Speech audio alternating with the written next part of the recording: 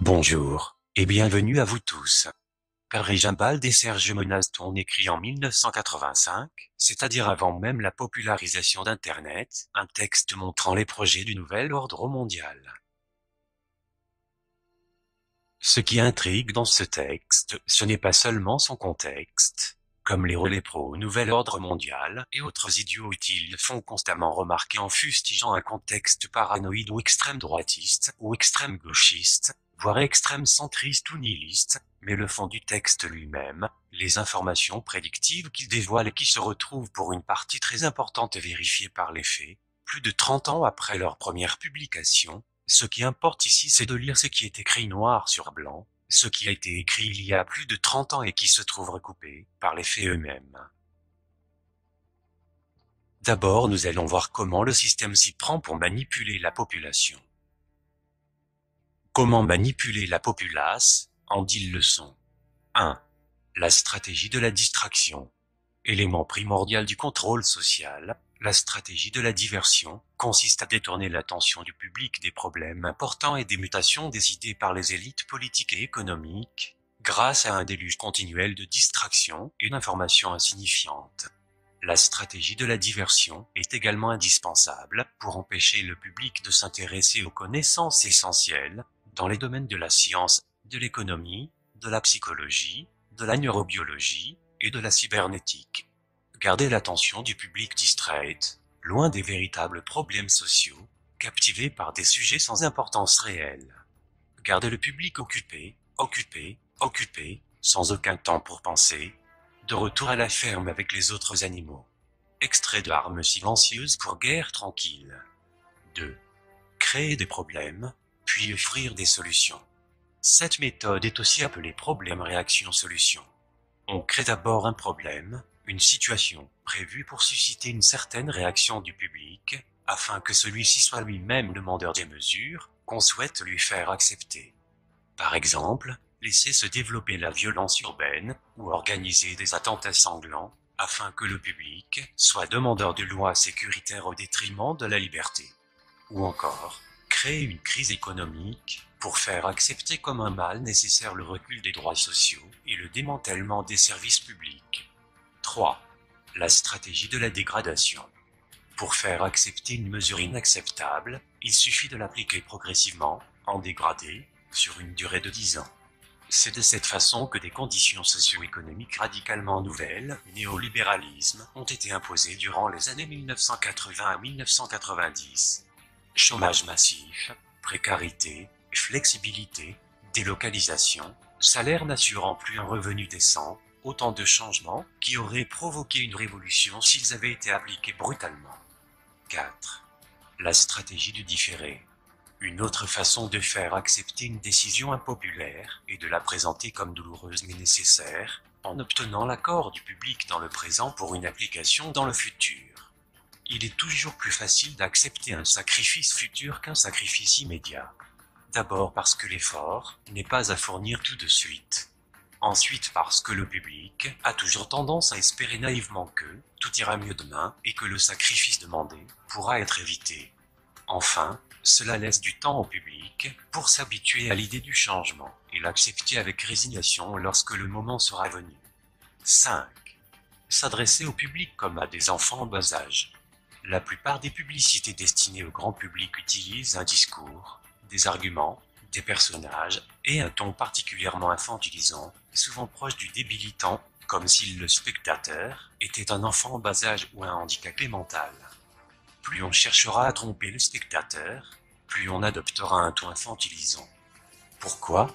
Si on s'adresse à une personne comme si elle était âgée de 12 ans, alors, en raison de la suggestibilité, elle aura, avec une certaine probabilité, une réponse ou une réaction aussi dénuée de sens critique que celle d'une personne de 12 ans. Extrait de Armes silencieuses pour guerre tranquille. 6. Faire appel à l'émotionnel plutôt qu'à la réflexion. Faire appel à l'émotionnel est une technique classique pour court-circuiter l'analyse rationnelle et donc le sens critique des individus. De plus, l'utilisation du registre émotionnel permet d'ouvrir la porte d'accès à l'inconscient pour y implanter des idées, des désirs, des peurs, des pulsions ou des comportements, 7. Maintenir le public dans l'ignorance et la bêtise. Faire en sorte que le public soit incapable de comprendre les technologies et les méthodes utilisées pour son contrôle et son esclavage. La qualité de l'éducation donnée aux classes inférieures doit être la plus pauvre, de telle sorte que le fossé de l'ignorance, qui isole les classes inférieures des classes supérieures, soit et demeure incompréhensible par les classes inférieures. Extrait de Armes silencieuses pour guerre tranquille. 8. Encourager le public à se complaire dans la médiocrité. Encourager le public à trouver cool le fait d'être stupide, vulgaire et inculte. 9. Remplacer la révolte par la culpabilité. Faire croire à l'individu qu'il est seul responsable de son malheur, à cause de l'insuffisance de son intelligence, de ses capacités ou de ses efforts. Ainsi, au lieu de se révolter contre le système économique, l'individu s'auto-dévalue et culpabilise, ce qui engendre un état dépressif, dont l'un des effets est l'inhibition de l'action. Et sans action, pas de révolution. 10. Connaître les individus mieux qu'ils ne se connaissent eux-mêmes. Au cours des 50 dernières années, les progrès fulgurants de la science ont creusé un fossé croissant entre les connaissances du public et celles détenues et utilisées par les élites dirigeantes. Grâce à la biologie, la neurobiologie et la psychologie appliquée, sans compter les enquêtes de surveillance, d'écoute et de renseignement, le système est parvenu à une connaissance avancée de l'être humain, à la fois physiquement et psychologiquement. Le système en est arrivé à mieux connaître l'individu moyen que celui-ci ne se connaît lui-même. Cela signifie que dans la majorité des cas, le système détient un plus grand contrôle et un plus grand pouvoir sur les individus que les individus eux-mêmes.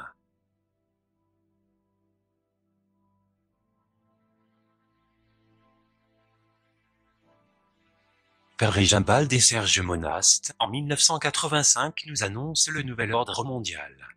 Révélation importante à une époque où Internet n'existait pas encore. Une vidéo archive, en notre possession, montre que Serge Monast, tout comme le Père Régimbald, fut l'un des pionniers de la lutte contre le nouvel ordre mondial, alors même que celui-ci n'était encore dans les médias de l'époque qu'une théorie du complot, limitée à 2 ou 3 énergumènes plus ou moins dérangés, avant de devenir aujourd'hui l'objectif, voire l'obsession, des grands de ce monde et de leurs très puissants maîtres. But du projet mondialiste, établissement de l'occulte mondial. Moyen de financement du projet, contrôle du FMI, du GATT, de la Commission de Bruxelles, de l'OTAN, de l'ONU et d'autres organismes internationaux. Les dernières 18 années furent très profitables pour l'avancement de nos projets mondiaux. Je peux vous dire, frères, que nous touchons maintenant presque au but. La chute des États-nations n'est plus qu'une question de temps, assez court, dois-je vous avouer en toute confiance. Grâce à nos agents d'infiltration et à nos moyens financiers colossaux, des progrès sans précédent ont maintenant été accomplis dans tous les domaines de la science et de la technologie dont nous contrôlons financièrement les plus grandes corporations.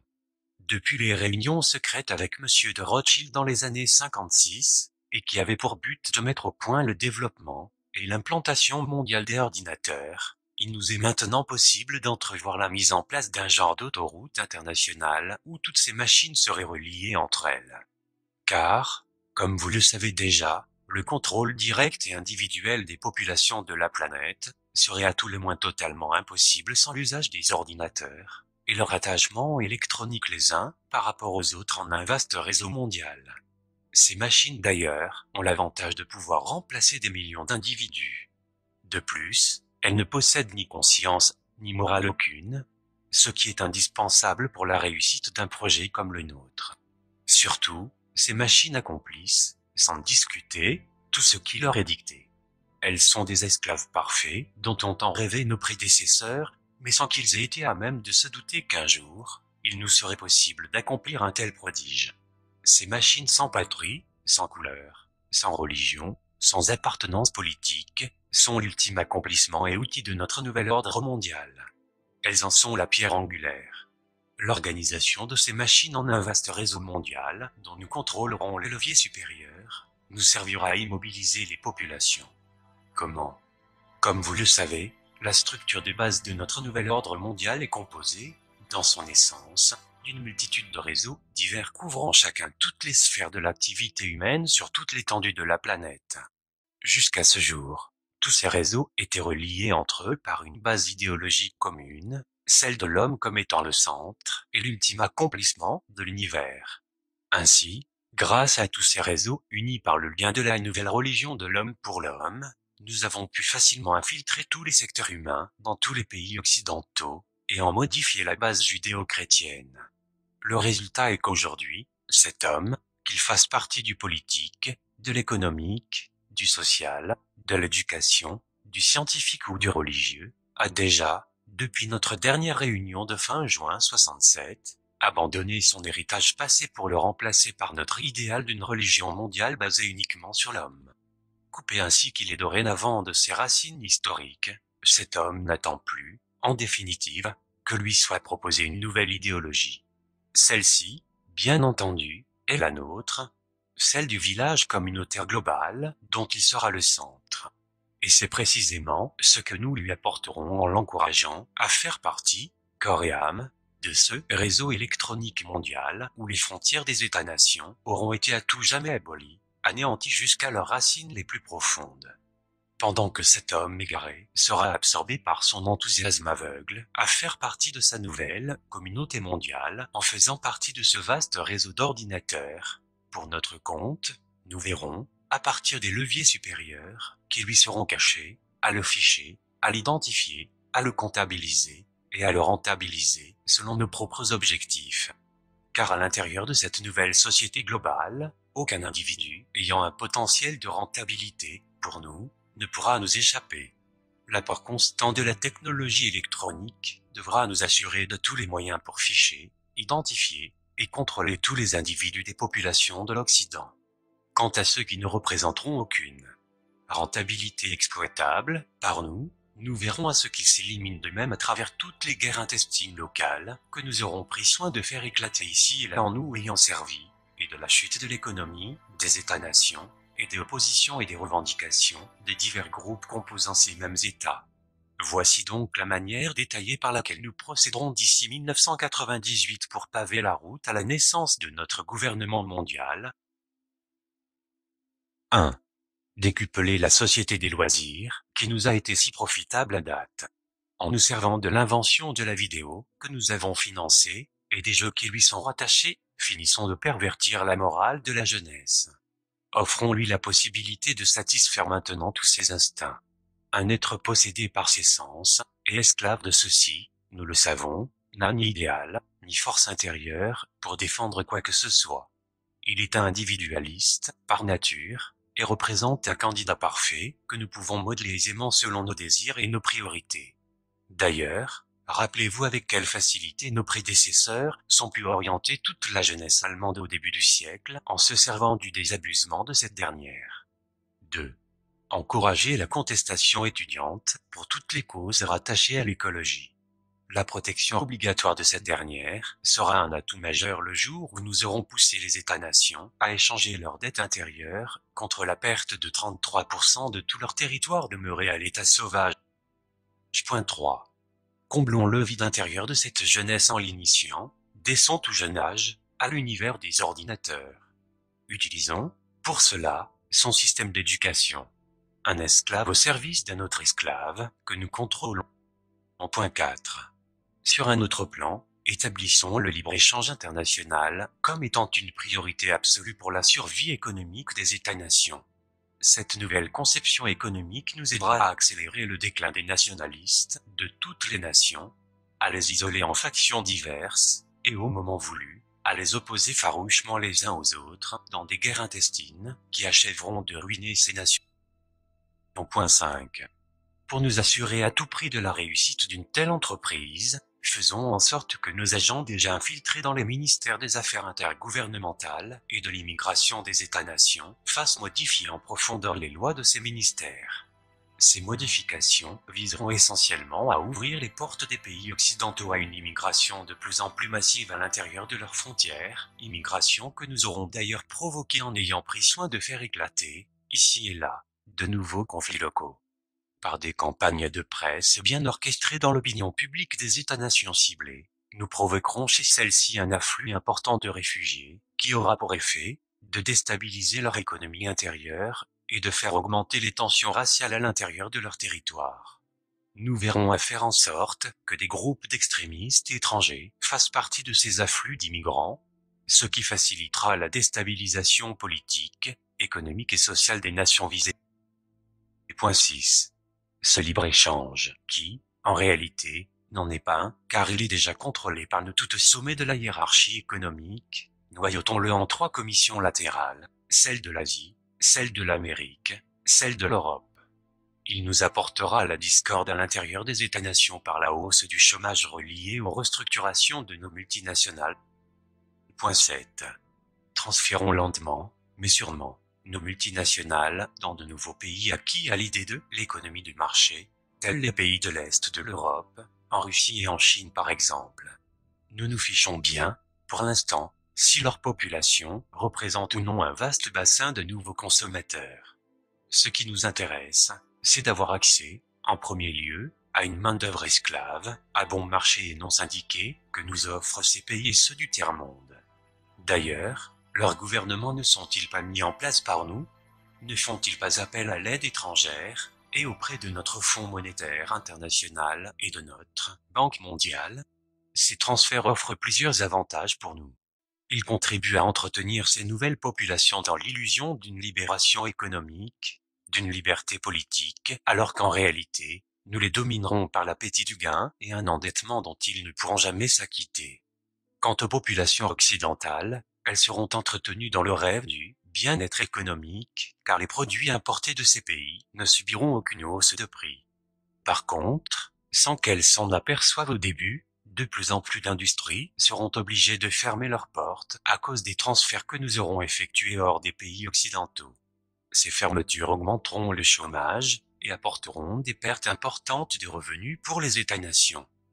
8. Ainsi nous mettrons sur pied une économie globale, à l'échelle mondiale qui échappera totalement au contrôle des États-nations. Cette nouvelle économie sera au-dessus de tout. Aucune pression politique ou syndicale ne pourra avoir de pouvoir sur elle. Elle dictera ses propres politiques mondiales et obligera une réorganisation politique, mais selon nos priorités à l'échelle mondiale. 9. Par cette économie indépendante, n'ayant de loi que nos lois, nous établirons une culture de masse mondiale. Par le contrôle international de la télévision, des médias, nous instituerons une nouvelle culture, nivelée, uniforme pour tous, sans qu'aucune création future ne nous échappe. Les artistes futurs seront à notre image ou bien ne pourront pas survivre. Fini donc ce temps où des créations culturelles indépendantes mettaient à tout moment en péril nos projets mondialistes, comme cela fut si souvent le cas dans le passé. 10. Par cette même économie, il nous sera alors possible de nous servir des forces militaires des États-nations, telles celles des États-Unis, dans des buts humanitaires. En réalité, ces forces nous serviront à soumettre des pays récalcitrants à notre volonté. Ainsi les pays du tiers-monde et d'autres semblables à eux ne pourront pas être en mesure d'échapper à notre volonté de nous servir de leur population comme main-d'œuvre esclave. 11. Pour contrôler le marché mondial, nous devrons détourner la productivité de son but premier, libérer l'homme de la dureté du travail. Nous l'orienterons en fonction de la retourner contre l'homme, en asservissant ce dernier à notre système économique, où il n'aura pas le choix de devenir notre esclave, et même un futur criminel. 12. Tous ces transferts à l'étranger de nos multinationales et la réorganisation mondiale de l'économie auront pour but, entre autres, de faire grimper le chômage dans les pays occidentaux. Cette situation sera d'autant plus réalisable parce qu'au départ, nous aurons privilégié l'importation massive des produits de base à l'intérieur des États-nations et, du même coup, nous aurons surchargé ces États par l'emploi exagéré de leur population à la production de services qu'ils ne pourront plus payer. Ces conditions extrêmes multiplieront par millions les masses d'assistés sociaux de tout genre, d'illettrés, de sans-abri. 13. Par des pertes de millions d'emplois dans le secteur primaire, à même les évasions déguisées de capitaux étrangers hors des États-nations, il nous sera ainsi possible de mettre en danger de mort l'harmonie sociale par le spectre de la guerre civile. 14. Ces manipulations internationales des gouvernements et des populations des États-nations nous fourniront le prétexte d'utiliser notre FMI pour pousser les gouvernements occidentaux à mettre en place des budgets d'austérité, sous le couvercle de la réduction illusoire de leur dette nationale, de la conservation hypothétique de leur cote de crédit international, de la préservation impossible de la paix sociale. 15. Par ces mesures budgétaires d'urgence, nous briserons ainsi le financement des États-nations pour tous leurs méga-projets, qui représentent une menace directe à notre contrôle mondial de l'économie. 16. D'ailleurs, toutes ces mesures d'austérité nous permettront de briser les volontés nationales de structures modernes dans les domaines de l'énergie, de l'agriculture, du transport et des technologies nouvelles. 17. Ces mêmes mesures nous offriront l'occasion rêvée d'instaurer notre idéologie de la compétition économique. Celle-ci se traduira, à l'intérieur des États-nations, par la réduction volontaire des salaires, les départs volontaires avec remise de médailles pour services rendus, ce qui nous ouvrira les portes à l'instauration partout de notre technologie de contrôle. Dans cette perspective, tous ces départs seront remplacés par des ordinateurs à notre service. 18. Ces transformations sociales nous aideront à changer en profondeur la main-d'œuvre policière et militaire des États-nations. Sous le prétexte des nécessités du moment, et sans éveiller de soupçons, nous nous débarrasserons une fois pour toutes de tous les individus ayant une conscience judéo-chrétienne. Cette restructuration des corps policiers et militaires nous permettra de limoger sans contestation le personnel âgé, de même que tous les éléments ne véhiculant pas nos principes mondialistes. Ceux-ci seront remplacés par de jeunes recrues dépourvus de conscience et de morale, et déjà tout entraînés, et favorables à l'usage inconsidéré de notre technologie de réseau électronique. 19. Dans un même temps, et toujours sous le prétexte de coupures budgétaires, nous veillerons au transfert des bases militaires des États-nations vers l'Organisation des Nations Unies. 20. Dans cette perspective, nous travaillerons à la réorganisation du mandat international des Nations Unies. De force de paix, sans pouvoir décisionnel, nous l'amènerons à devenir une force d'intervention où seront fondues, en un tout homogène, les forces militaires des États-nations. Ceci nous permettra d'effectuer, sans combat, la démilitarisation de tous ces États de manière à ce qu'aucun d'entre eux, dans l'avenir, ne soit suffisamment puissant, indépendant, pour remettre en question notre pouvoir mondial. 21. Pour accélérer ce processus de transfert, nous impliquerons la force actuelle des Nations Unies dans des conflits impossibles à régler. De cette manière, et avec l'aide des médias que nous contrôlons, nous montrerons aux populations l'impuissance et l'inutilité de cette force dans sa forme actuelle. La frustration aidant, et poussée à son paroxysme au moment voulu, poussera les populations des États-nations à supplier les instances internationales de former une telle force multinationale, au plus tôt afin de protéger à tout prix la paix. 22. L'apparition prochaine de cette volonté mondiale d'une force militaire multinationale ira de pair avec l'instauration, à l'intérieur des États-nations, d'une force d'intervention multijuridictionnelle.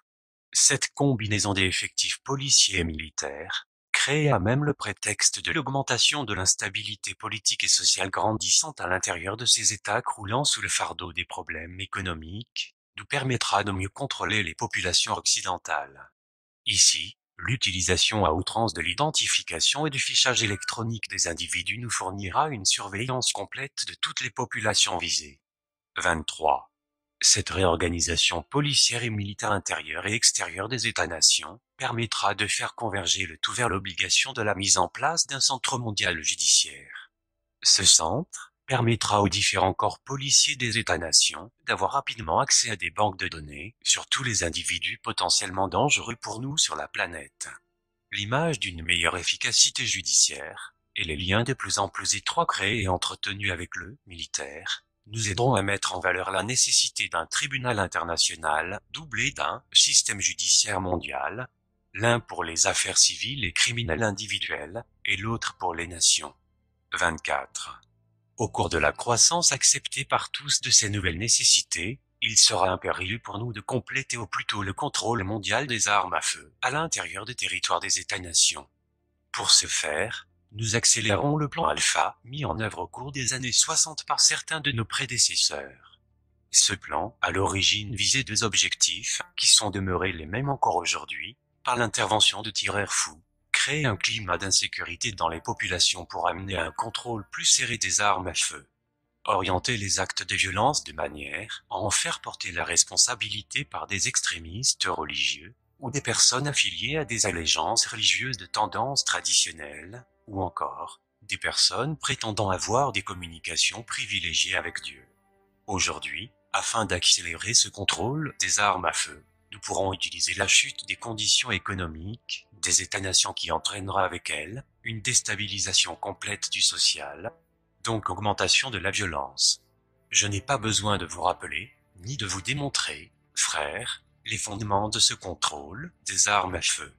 Sans celui-ci, il deviendrait presque impossible pour nous de mettre à genoux les populations des États visés. Rappelez-vous avec quel succès nos prédécesseurs ont pu contrôler l'Allemagne de 1930 avec les nouvelles lois mises en application à l'époque, lois d'ailleurs sur lesquelles sont fondées les lois actuelles des États-nations pour ce même contrôle. 25.